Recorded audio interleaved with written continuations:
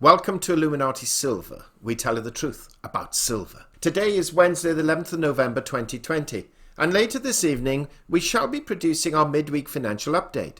But for now we wish to cover an interesting article we found published by Reuters concerning the potential new role, or perhaps better explained, change of direction for global central banks.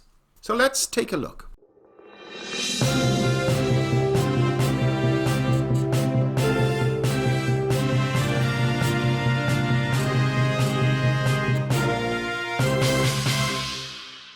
Now, yesterday we produced a video entitled How Gold Saved Banks' Profits and Why Rates May Rise in 2021, where we pointed out that dealing in bullion enabled major banks to make extraordinary profits, primarily via fees in dealing with gold and precious metals, and how to some extent with close to zero interest rates this has made up any losses they've incurred from conventional banking services.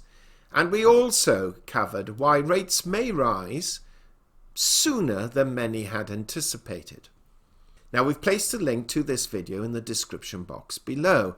But continuing the theme of banking, we thought we would share the following article with you, as it could indeed have a bearing upon how central banks may be dealing with its customers, i.e. you and I, in the future. So let's take a look. Reuters article dated November 10th, 2020. Headline: Central bankers seek new role in Brave New World. Taking a break from fighting the coronavirus crisis, the world's top central bankers will attempt to resolve the existential questions of their profession this week as they tune in to the European Central Bank's annual policy symposium. Having struggled to lift anemic inflation for years, officials including the heads of the ECB, that's the European Central Bank, the US Federal Reserve and the Bank of England will attempt to figure out why monetary policy is not working as it used to, and what new role they must play in a changed world, be it fighting inequality or climate change. For now, the only consensus is that the economic order is shifting. Globalization, climate change, digitalization, aging populations, rising inequality, and the coronavirus pandemic are changing consumer habits, keeping a lid on prices and pushing down, sometimes below zero, the interest rate needed to keep inflation stable. Whatever are the structural factors hiding behind the observed decline in natural interest rates, the downward trend poses important challenges to the existing monetary policy frameworks. Klaus Adam, a professor at the University of Mannheim, wrote in a paper that will be presented at the symposium. Central banks' failure to achieve their targets is beginning to challenge a key tenet of monetary theory, that inflation is always a factor of their policy and that prices rise as unemployment falls.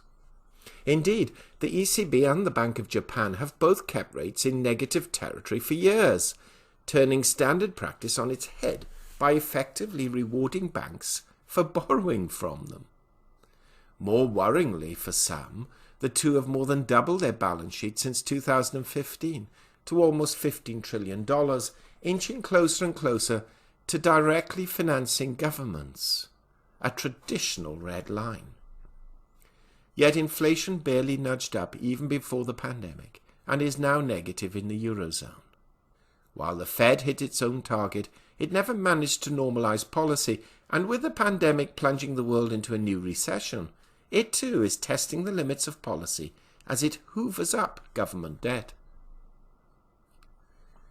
Having pushed policy into uncharted territory, even at the cost of some legal challenges, with oversized bond purchases and negative rates, central bankers are now discussing doing even more.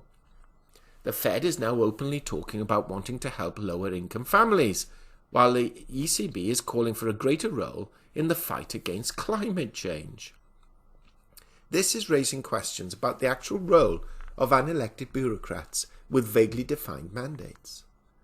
Experts say that the climate change fight will transform the economy, impact both revenue and expenditure, change trade patterns and capital flows, and thereby pose a risk to the financial sector both through the companies involved and their host governments.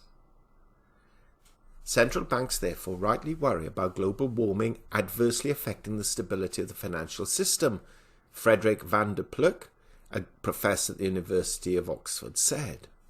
Add to this the pandemic, which will hit the poor harder and leave the world permanently altered.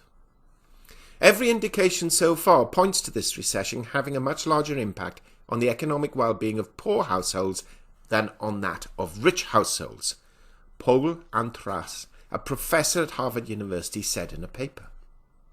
While the pandemic itself will not reverse globalization, a drop in face-to-face interactions, including travel, will likely persist, and companies are bound to reshore activity in ways to diminish the need for long-distance travel, Antras argued. But new roles raise new dangers. Central banks are supposed to be independent, yet buying up more and more debt, partly to fulfill these new tasks, erodes that very independence, some argue. The more debt central banks hold, the more governments will rely on them to keep rates low, to keep debt sustainable, which in turn makes it hard to raise interest rates where necessary. This sort of creeping government financing will then curtail central banks' ability to fulfill their core mandate and may therefore erode trust. If agents become more and more convinced that the deviation is not short-lived, inflation may accelerate. Bundesbank President Jens Weidmann, one of the most conservative ECB policymakers, said in a speech last week, "The drift in beliefs might hardly be detectable initially, but could gain momentum later and might appear to an external observer to have come out of the blue." End of article. With central banks originally created to serve a limited range of purposes, and with varying forms of control depending upon which country's central bank we're talking of, there has been a tendency in recent years to arguably make them as independent as possible in order to prevent politicians dictating monetary policy and credit creation or money printing at whim. With early goals being used to limit the money supply and control interest rates, and moving closer now to today's more liberal use of banks' resources to buy up government debt, almost without limit, this was a practice admittedly carried out during world wars, but has now crept in primarily to cover virtually all crises. So, can we really see central banks moving into this new form of direction, concentrating on helping those less fortunate?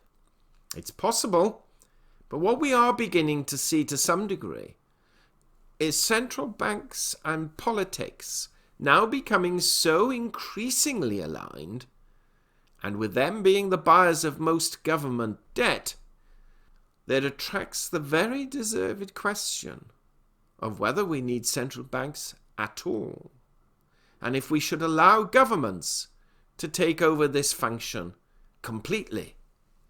But alas, that is a discussion, an argument for another day. Thank you so much for listening. If you have any comments, please share them below. And if you have not already done so, kindly subscribe to our channel. Not forgetting to press the bell sign so you're notified of our videos as and when they are published. And this evening, as already mentioned, we will be publishing our midweek financial update. We hope you have found this video interesting and informative.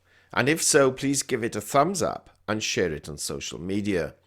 Please ensure that you have subscribed to our channel and press the bell sign so that you are notified of any future videos. Also, kindly visit our website at illuminatisilver.com, and if you haven't already done so, please subscribe either as a free or paying member for regular email updates and offers. Disclaimer: Illuminati Silver owners come from a background of banking, international wealth management and economics. Having now retired from these worlds, we are not qualified to give investment advice. Therefore, this and other productions must not be deemed to be giving such advice and merely represent the personal views of its owners.